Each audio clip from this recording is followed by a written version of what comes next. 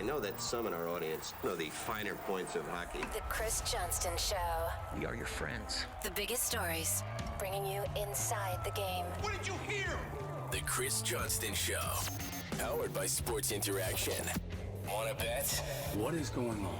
Here's Chris with your host, Julian McKenzie. Part of the game. We are hours away from Game 4 of the first-round series between the Tampa Bay Lightning and the Toronto Maple Leafs. CJ is coming at us from Tampa. I think he's in Amalie Arena. Are you close? I'm trying to figure out who are the people working behind you right now. Yes, I'm in the guts of the building here. Didn't get as nice a shot as I had for the last recording when I was in the bowl at Scotiabank Arena. But yeah, it's a big game here tonight. Who knows who you see walk behind me? What you see is the path basically to the dressing room. So I'm not sure if the Leafs are here yet, but you might see them walk in at some point. So keep your eye out if you're watching us rather than just listening for some famous faces behind me. Interesting. Speaking of famous faces, after Game 3, Scotty Barnes hanging around the Leafs locker room. How was that? I didn't get a chance to talk to him. You might have saw my Zapruder-like picture. It was not the best quality photo, but it did some business on the tweet machine. So it was interesting to see him there. He was with Larry Tannenbaum, who of course owns the Leafs and Raptors, Toronto FC, the Toronto Argos as well.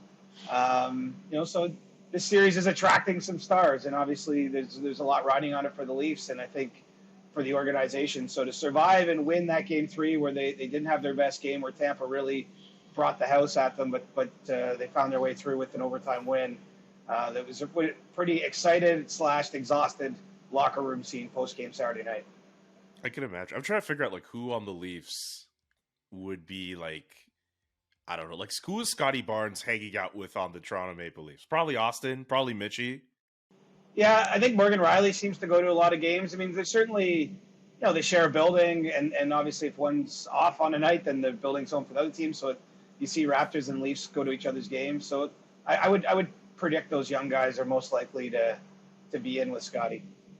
Okay, that's fair. On another episode, we will try to ask you which NBA player are you most likely to hang out with. But before we get to that, on an episode way too far down in the future, probably in the summer ones, we need to talk about the war of words that is starting to pop up with John Cooper, Sheldon Keefe seeming to think that John Cooper and the Lightning know a thing or two about what they're doing with the refs. He used the word manipulating. That is a very big word as far as I am concerned, and John Cooper doesn't seem to know what the hell he is talking about.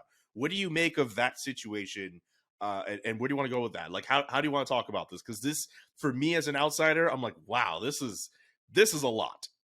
Well, I think the thing that stands out to me, Julian, first of all, I covered last year's series. This one, the heat is already dialed way more up, and I think that's maybe a product of the two teams playing for a second straight year. It's a product of how important this series is. The stakes are raised, right? I mean, we know what it means in Toronto. We've talked a lot about that. Even Tampa, they're trying to hold on to this team that's been to 3 straight finals. They have a lot riding on this. And, I think the Leafs, quite frankly, if you look at a trend through all these sort of various things that don't appear on the surface to be related, they feel that the Lightning play by their own rules to a certain degree. That's my editorial opinion on what's happening, but I think that can be seen throughout. It's there with Keefe talking about the scrum that happened in Game 3, where you have Steven Stamkos grab Auston Matthews. I mean, Auston Matthews had no interest in fighting. He was actually picking up sticks from other players that involved in the scrum, and Stamkos starts punching him, and then he ends up off the ice for a 5-minute fighting major, and Tampa only goes down a man. That produced the manipulating the referees comment from Sheldon Keefe. Ilya Samsonov hasn't spoken to the media in this series since after Game 2, which, if you're on the outside, you might say, who cares? But, I mean, it's a break from what I would say is the normal protocol the Leafs have had in place. And when Keefe was asked about that, he said, well, I don't see you guys talking to Andrei Vasilevsky. Just let him play goal.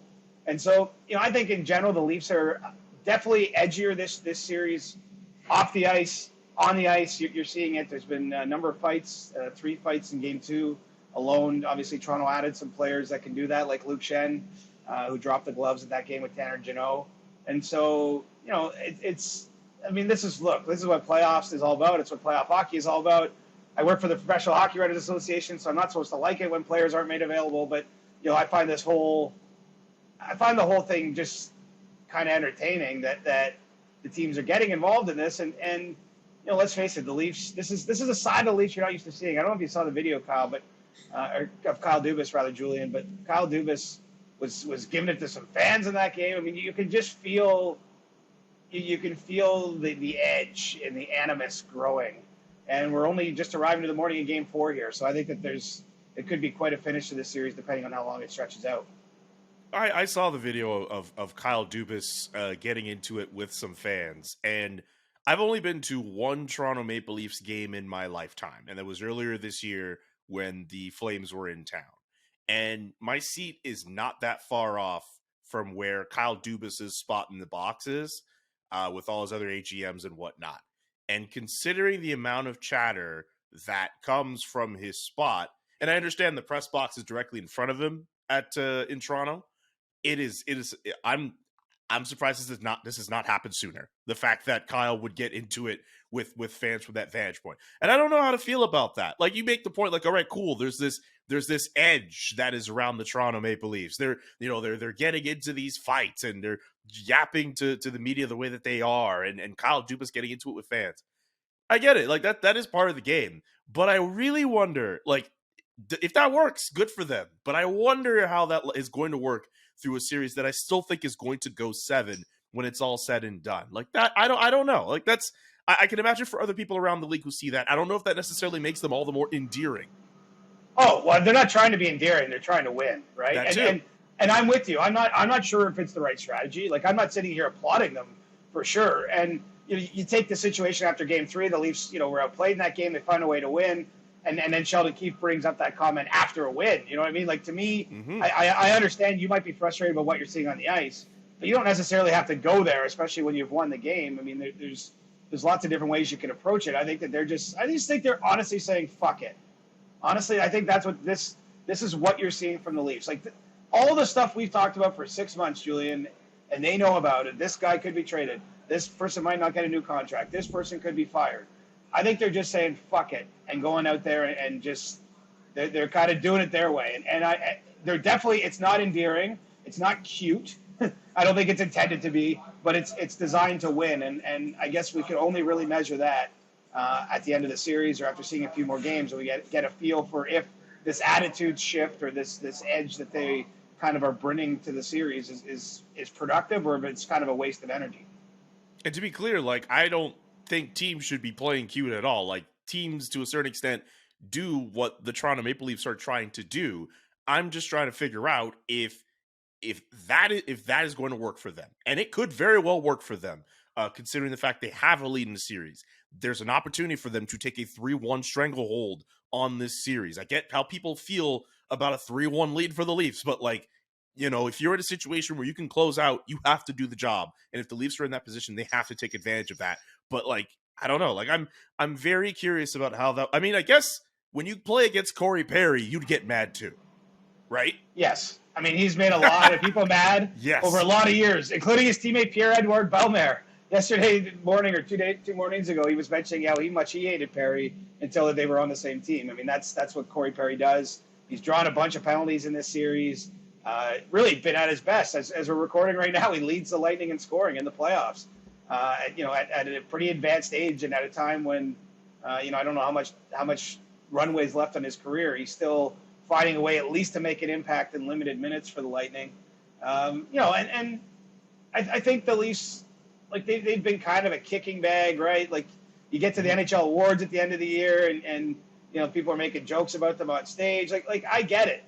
I kind of get how they might feel just beaten down a little bit and they just want to puff out their chest. And so, as I say, it might work. I don't know. I actually don't have a strong opinion, and I don't have a strong feel. All I can tell you is being here on the ground and sort of day to day being in this series, you can definitely feel like it's a different vibe around them. You can see it in the things they're saying. I mean, even John Tavares, who I think goes out of his way not to be controversial, mentioned after Game 1 that the Lightning get all the borderline calls because they've won the championships from the referees. I mean, just things like that. It kind of catches your ear because you're not used to hearing that sort of thing. And let's see if it works. Like let's judge the results, because what they've done in years past obviously hasn't worked. I think that this is a different mindset for their kind of last dance playoff run here. last thing before I ask another question with regards to kind of previewing Game 4. Like, what if, I don't know if this is a wild thing to ask or because I feel as if other people would think this too, in terms of being endearing, I guess. But like, I can imagine if you're the officiating crew for this series, or I know there's different officials for every game, but like, if you hear that coming from Sheldon Keefe or John Tavares, just about the conduct of referees throughout the series, like, I wonder, I mean, considering how we should have a whole conversation about referees in itself, but like, I don't know if that necessarily gets on their side either. But to your point, F it, right? Like, who cares? Well, it's funny. I was texting with someone who works in another front office, not involved in that series, and he said after he heard Keith's comments, he said that's an invitation to have a scrum now. Like, he hears that as if you're playing the Leafs, now you just keep scrumming up, you keep trying to manipulate them, if you want to call it that. Keep doing what you're doing because it's obviously getting to the other side. And so, I don't know that the Lightning will do that. I'm not sure how they feel about it, but certainly from those watching from afar that are at high levels of the NHL, they don't necessarily love hearing that quote made publicly. And the officials, it's kind of been what it's been this series. There's been some soft calls, but like I don't think it's really decided the series. I guess Tampa had beef in the last game. There was an early whistle on a goal that would have been scored by Braden Point that ended up coming off the board, and I can see that they had a valid point there. I mean, the puck was loose, but the referee didn't see it, and he blew the whistle. So it's in a sense there's not really controversy there. It was a mistaken whistle, I believe, but it wasn't done. It wasn't like poor judgment necessarily. I don't know that the officiating's really been a big issue in this series, but it's still early, man. So as soon as I say that, we might have some big crazy controversy tonight. We'll see. Seriously, because I think if you look at other series like Carolina and the New York Islanders, for example, I'm sure there are other examples that will pop it up. Edmonton and LA over the weekend. Like, there have been so many other examples of officiating not being good this postseason, and it's a problem. It needs to be addressed at all levels. And I don't want to hear Gary Bettman say that they have the best officials in the world, because it seems as if for the last few years, especially in the games that matter the most, officiating is not at the quality that people expect it to be. Not to hijack the Leafs discussion, the Leafs Lightning discussion we're trying to have, but like, that's an important point that has to be made. And if it gets to a point where it rears its ugly head in this series, I mean, in some ways you could already argue it has, but like, if we get another controversial call, ooh, that is not going to be fun. That is going to be a massive talking point. The thing is, I don't know what you do about officiating, because they have the best hockey officials in the world. Like, I don't think that there's a better referee that isn't working in the NHL. It's just the game is fast and the stakes are high, and I don't know how you make, like, I don't know if we're one day looking at a huge overhaul, if you're taking guys off the ice, for example, and using more technology. Like, I don't know what the answer is. But the people they have working for them now, I think, are the best at what they do. The problem is that the standard might be, the best at what they do might not be good enough, if that makes sense. That's the camp I'm in. That's the camp I'm in. I think the standard that's there right now is not good enough. And I understand that people might hear what I'm saying and they might be like, oh, well, you try going on the ice and you try refereeing a game.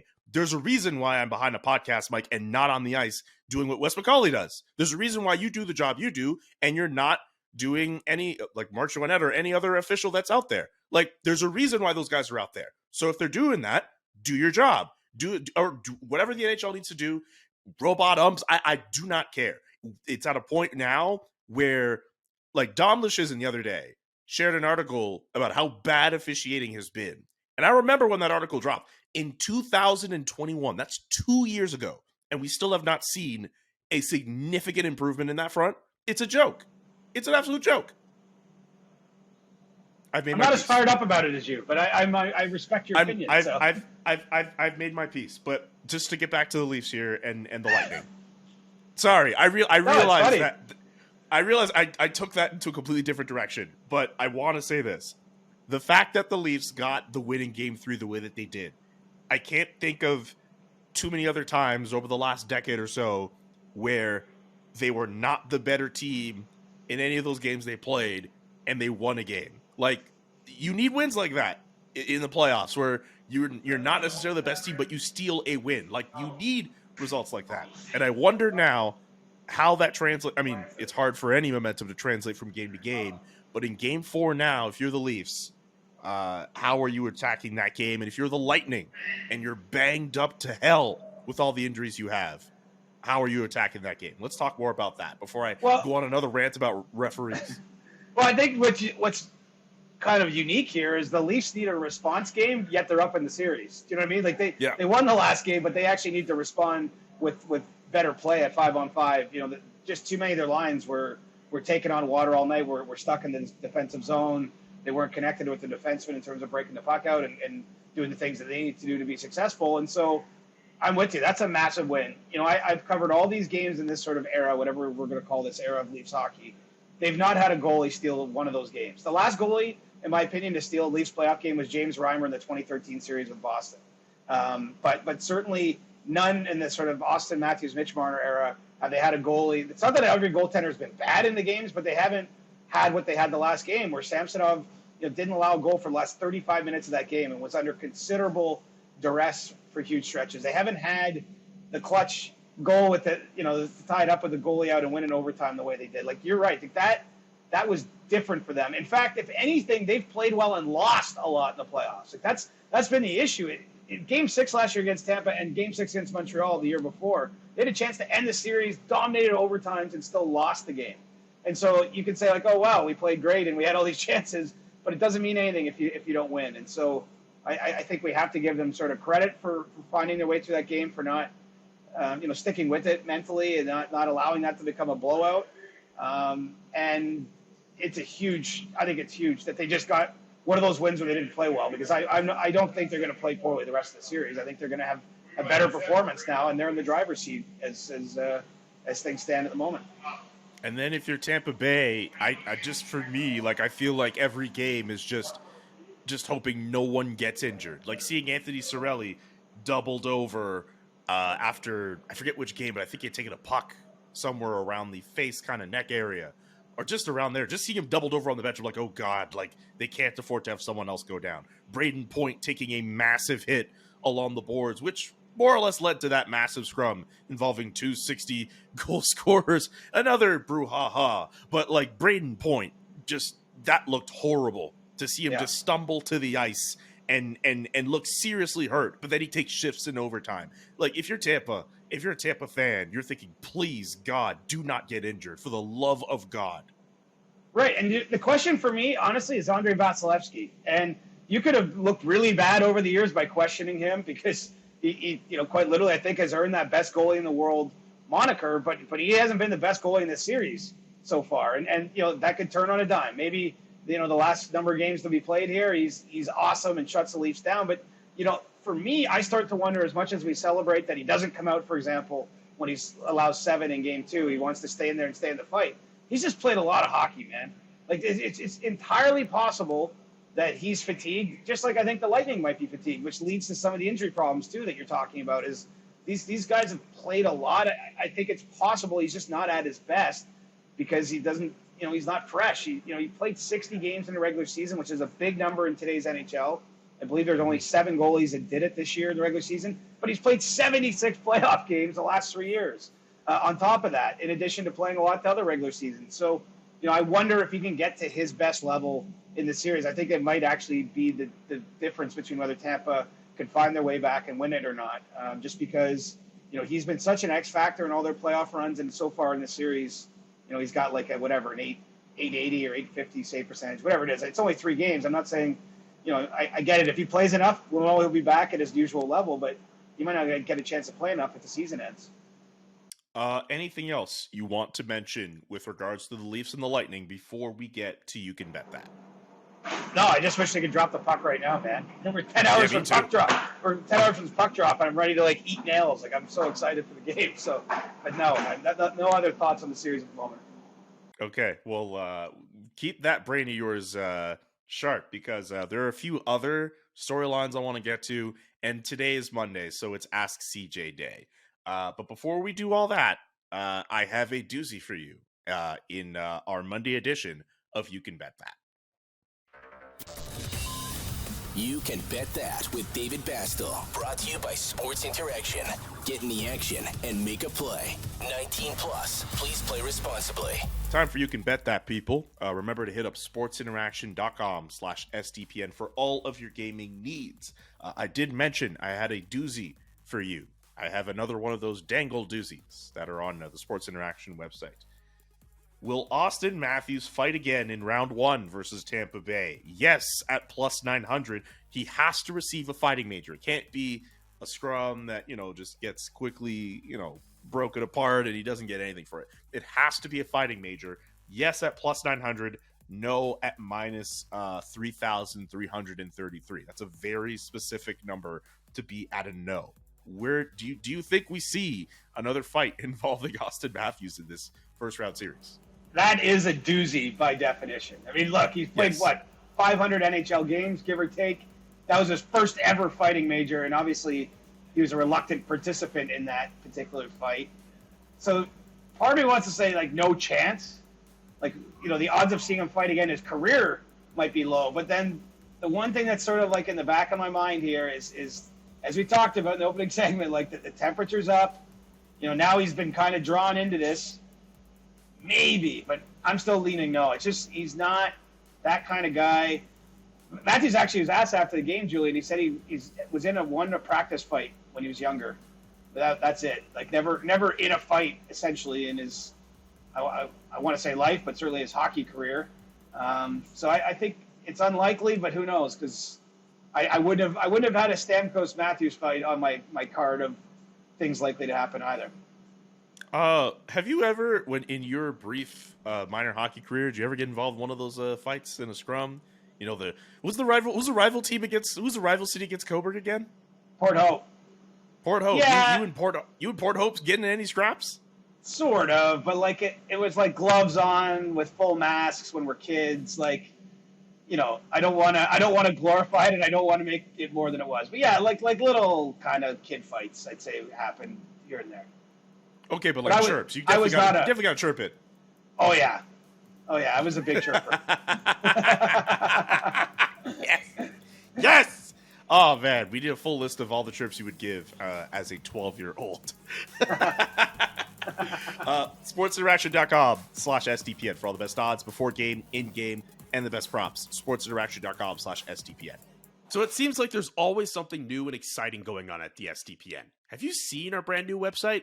SDPN.ca has got a new look and tons of great new content. We've got the SDP, CJ Show, that's us, Noxie and Cax, the Objective Basketball Podcast, Nailing the Apex, Agent Provocateur, Game Over, the list goes on. And you can catch up on all of our latest shows at the brand new SDPN.ca. Plus, we've got news and special features from across the world of sports. It's an awesome website. Add it to your bookmarks. Call your friends. Tell your family, including your grandma. She would really appreciate it. One more time for the people in the back, sdpn.ca. We go from the Toronto Maple Leafs now to Toronto Maple Leafs West. And I know I'm going to piss off some Oilers fans by saying that. I only say that because Jack Campbell and Zach Hyman rescued the Oilers from uncertain doom. They were down against the Los Angeles Kings. This is a team that Drew Doughty had said they had yet to play their best hockey. And in that first period against the Oilers, they found a way to do so. But the Oilers, if there's a team that could come back from a deficit like that, it is them. With the offensive firepower that they have, they pull Stuart Skinner. Jack Campbell comes in, holds down the fort as best as he can. And then Zach Hyman, as I mentioned before, winning it in overtime. If the Oilers lost that game, down 3-1 in that series, how would you be feeling about your Stanley Cup pick? I'd be worried about it, of course. I mean, it's not impossible to come back from 3-1, but you reduce the margin for error to next to nothing by putting yourself in that spot. And it's hard to overstate what a big win that was for Edmonton, just with the circumstances. You're saying you might piss some Oilers fans off. It's impossible if you're an Oilers fan to be pissed off today because that was a horseshoe kind of game. When you're down 3-0 after 20 minutes, you almost want to turn the TV off, maybe, and go do something else. But, I trust people stuck with it because they tied it up before the end of the second period. They went down again. Evander Kane scores late, and then Hyman wins it in overtime. And you're right. the Jack Campbell storyline, I mean, I figured we'd see him at some point in these playoffs, but you almost feel like he's got to start the next game now. I mean, I can't imagine him coming in and making 27 saves on 28 shots and not being thrown back in. And at least he does have some playoff experience with the Leafs. He certainly wasn't the reason the Leafs lost their first round series, but I think he could have been better in some of the big games there. And so, we'll see where he's at. But that Kings-Oilers series, it's still, even at 2-2, it's got me feeling nervous about my Stanley Cup pick because the Kings have been really good, and the margin between the teams has not been that large in Edmonton's favor. Not quite as much as I would have guessed it would be. From what you've been able to see from that series, what do you make of how Connor McDavid has played, but also how Leon Draisaitl has played? Because it seems as if he's been able to, get himself going. Actually, you know what? That might be saying it lightly. Dmitry Filipovich put up this tweet after the game saying that all 14 goals scored by the Oilers in this series, Leon Draisaitl has been on the ice for. That is an insane statistic. Wow, I didn't realize that. That's wild. That's insane. And again, as we're recording this, he's leading the playoffs in scoring at 9 points. So, Draisaitl's getting the job done. McDavid scored 2 goals in the previous game, but they've shut him down a little bit more. And this is going to happen in playoff hockey, right? When you have multiple offensive stars, it's rare they're all firing at the same time. If they are, you're probably getting a lot of 7-3 wins and things because it means everyone's getting points. I think Connor McDavid's still going to break through here, but he hasn't been the McDavid of the regular season just yet, or even the McDavid of last year's playoffs in terms of how productive he was. But we know if we give this guy enough games, things are going to level out and he's going to break through a little bit more on the score sheet. And the fact that Draisaitl has been able to make that sort of impact that's massive. All 14 goals in a 4-game series. That's, a lot of good things are happening when the big man's on the ice. Okay, I need to ask you a question now that I posed on Twitter yesterday, and maybe there might be recency bias, but I would love to know your opinion. Connor, Leon, Nathan McKinnon, Austin Matthews, Game 7, fate of the universe on the line, the Death Star beam pointed right at you. Who are you taking? You have to take between one of those 4 players. Again, fate of the universe on the line. And if you say Andre Iguodala, I swear to God. I'll take Kawhi Leonard. No, I'll take Connor McDavid. In all seriousness, I think there's an ability to galaxy brain that answer and overthink it, and it's not a knock on the other 3 players, but I'll take the best player in the world, hands down. He was massive in last year's playoffs. I still think he'll be great in this year's playoffs. It just, it's only a couple games. Sometimes this sort of thing happens where maybe he hasn't been quite as productive as you're used to seeing. But I think with your season on the line, you want the best guy on your side, and I can't. There's no one even close to Connor McDavid right now in terms of individual skill and ability. Love that answer. Love what we've been able to talk about with regards to Leon Draisaitl and the Oilers in that Kings series, which is looking very good. Goes back to Edmonton for Game 5. It's going 7 again. It has to go 7. There's no way this ends in 6. I refuse to believe it. I refuse. So you're calling Tampa, Toronto, and going 7, and Edmonton. Yeah, why not? The TV networks are like that. Lots of games to show. Absolutely. How about another series that I'll say this in terms of picks that I don't feel that I was feeling confident about before. I'm not hopping off yet, but I'm just I really wish Winnipeg got that win over Vegas the other night. That was a team that battled back from a deficit to force overtime, but they were not able to get the job done when it came time for extra periods. And even worse for them, no Josh Morrissey for the rest of the series for the Winnipeg Jets. Can you describe how big of a blow that's going to be for that team? It's massive. I think teams, if you lose an offensive star, I think teams can get through a period of time because other players can chip in. But when you're talking about defensemen that play 20, 25 minutes a game and really important minutes in a playoff series, it's hard to fake that with whatever depth you have below them. It's hard to just, use the players that, say the extra guy that comes in the lineup, but even those that are already in the lineup and now all of a sudden have to take on a bigger role. It's hard to survive that in playoff hockey. We saw it in the Tampa-Toronto series. Victor Hedman missed a game, and I don't think it's a coincidence. It was by far Tampa's worst game of the playoffs. Tampa's played 159 playoff games since Hedman was drafted. He's been in 156 of them, but they've never won a game without him in the lineup. I think it's going to be similarly difficult for the Jets. I'm not saying they can't win without Morrissey, but the task gets so much more difficult. And how do you basically handle those minutes? How do you find players that don't make mistakes and can play simple on your roster? I think that is going to be a really tough thing for them to overcome. And I'm with you. Like, the way they came back in the game on Saturday and still to lose in double overtime, like, I feel like that's an extra gut punch. To put all that effort in, to feel the emotion in the building. Obviously, they have the home side, the series had shifted back to Winnipeg, and then not to win and then lose maybe your most important player, perhaps outside of Connor Hellebuck. It's a tough task, but this is the playoffs. I mean, every team, look around. Boston's winning without Krejci and Bergeron. We can go right down the list. The Colorado series, they're missing everyone, including Valeri Nichushkin under some somewhat mysterious circumstances. I mean, no team is 100% throughout a whole playoff run. It's just not the case. And so the Jets have to sort of put the things I'm saying out of their minds. Rick Bowness and his coaching staff have to find ways to get through those minutes. I don't see an easy solution for them with the players they have.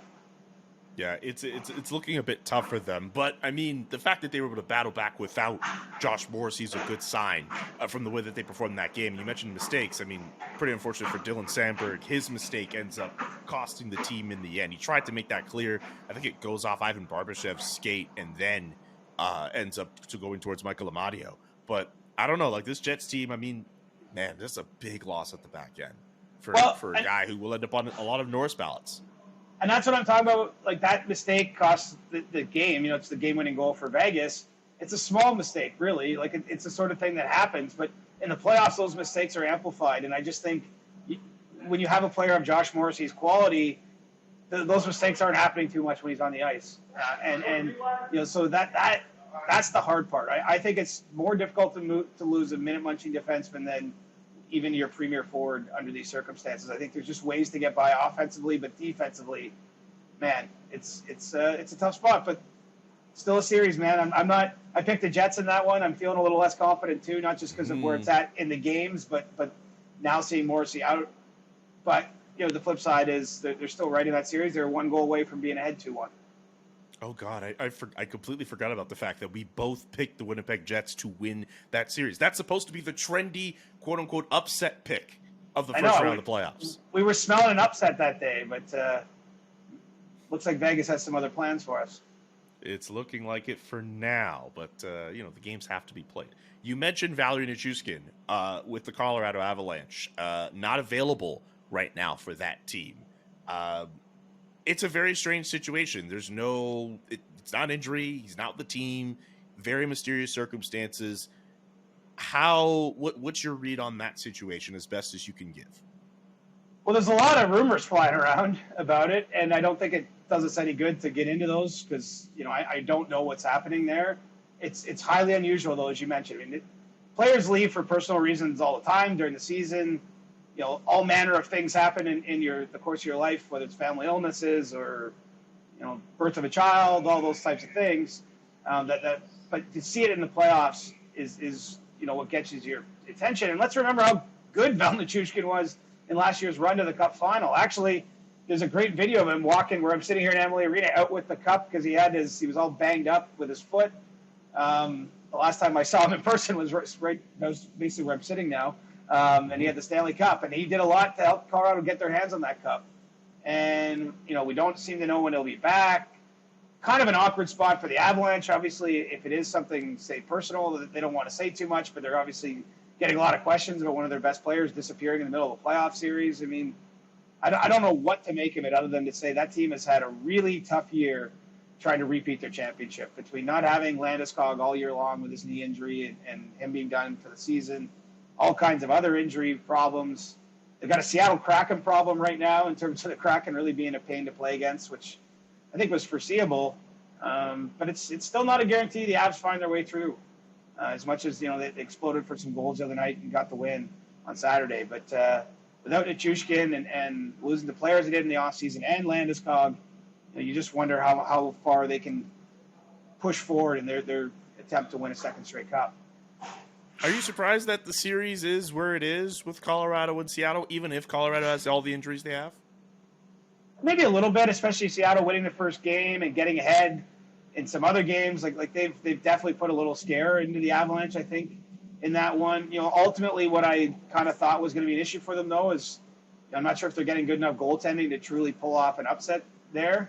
But that Kraken team is deep, and I think they play in a way that's conducive to success in the playoffs because they can just roll four lines and be super solid and really take the play to you. So, I to say I'm surprised. I mean, maybe Seattle's put a little bit better of a foot forward than I expected, but I also ultimately thought the Avalanche were going to win. And my opinion isn't changed on that, but it's hard to also ignore all the stuff the Avs are dealing with and just wonder how well they're going to be able to keep their focus and what's maybe awaiting them in the next round, even if they do get by the Kraken. Okay, we don't have all the time in the world for today's episode. We have to get to questions for Ask CJ. So we're not going to go through every other series left in depth. But I am going to put you on the spot, and I'm going to try something here. With the 4 remaining series we did not talk about, I'm going to mention a series, and you just give me a sentence describing how you feel. It could literally be anything you want. It just has to be a sentence. How's that sound? Okay. All right. Carolina and the Islanders. Give me one sentence. Sebastian Aho. That's technically not a sentence. Times but two. Also, which Sebastian Aho are you talking about? There's 2 players named Sebastian Aho in the series. Okay. Kane's looking good, but losing lots of players to injuries as well. Okay, all right, we can go with that. Minnesota and Dallas.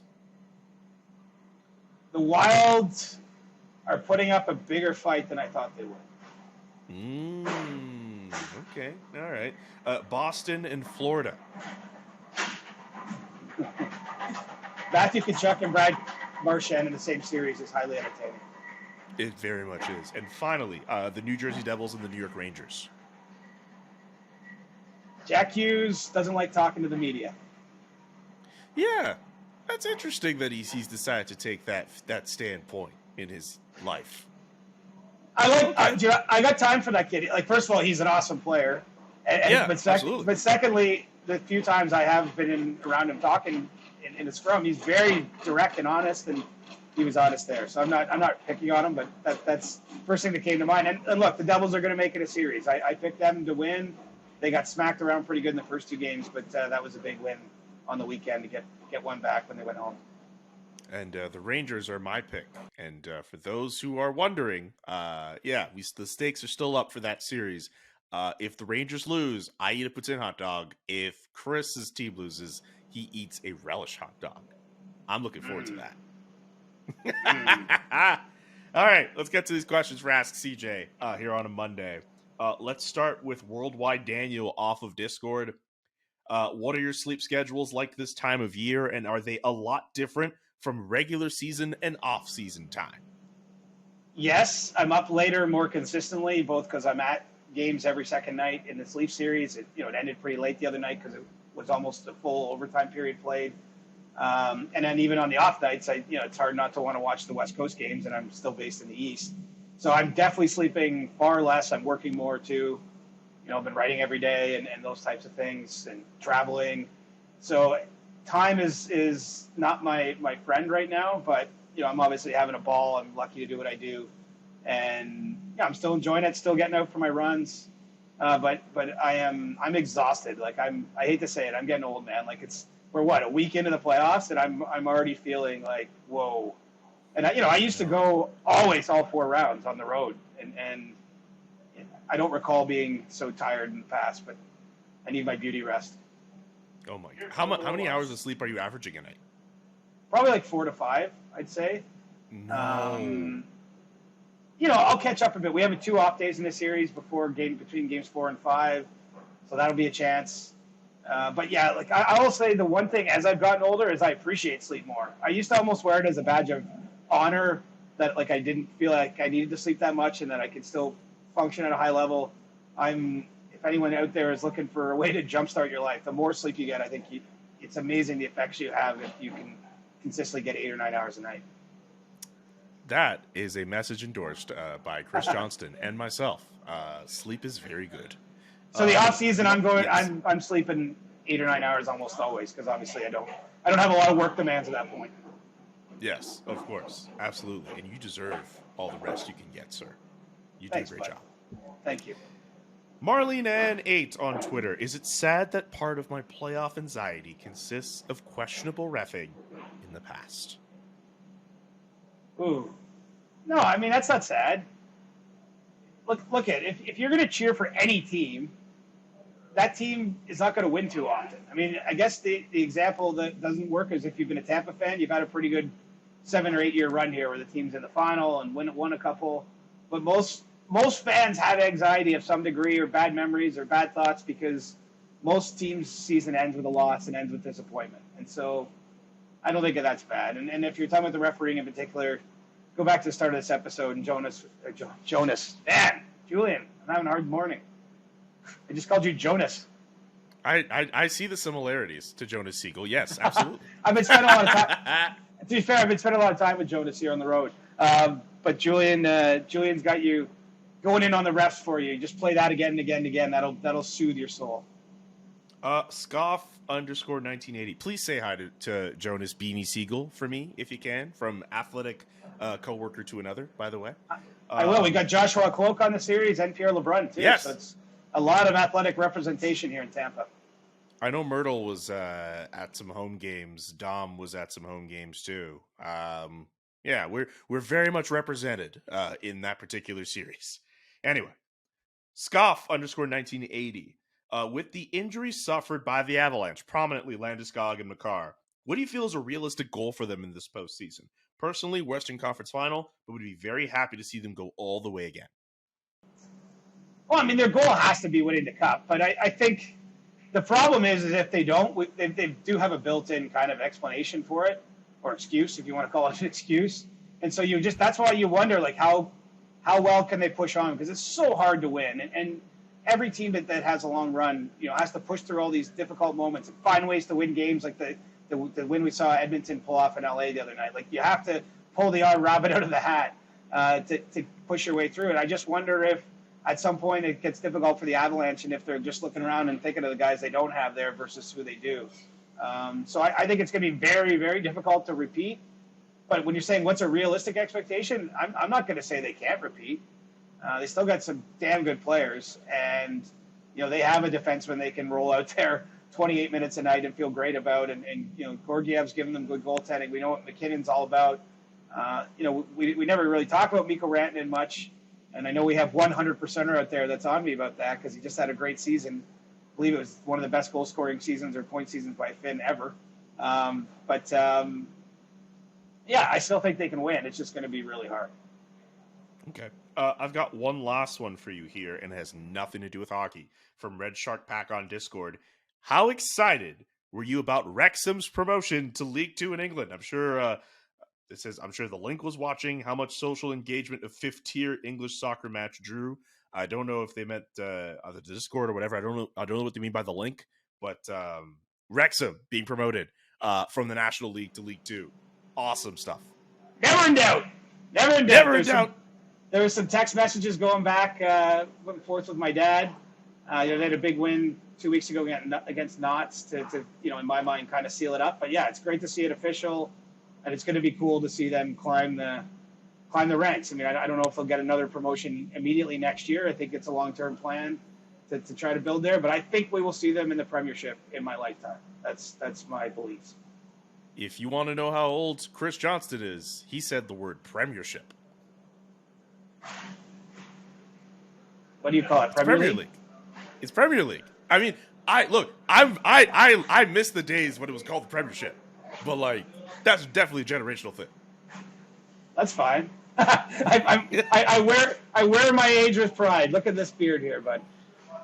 If you had drink every time CJ mentions the greatness in his beard, but also just keep watching the show, man, because it's just nothing but jokes like this and informative hockey talk and other fun stuff as it happens. CJ, I know you got a jet, so we're gonna wrap it up right over here. We're back on Thursday with a brand new episode. Subscribe to the podcast either on YouTube through the SDPN channel or on Spotify, Apple, whatever podcast carrier you so choose. For CJ, I'm Julian. So long. Enjoy Game 4 for whatever series you happen to watch, whether it's Tampa, Toronto, or any of the other ones playing today, and for the rest of the postseason in the first round. Enjoy all the games, man. All of the games. All of the games. The Chris Johnston Show. Powered by Sports Interaction. Wanna bet? Inside the game, twice a week. Follow Chris on Twitter @ReporterChris. And follow Julian McKenzie @JKMcKenzie. The Chris Johnston Show.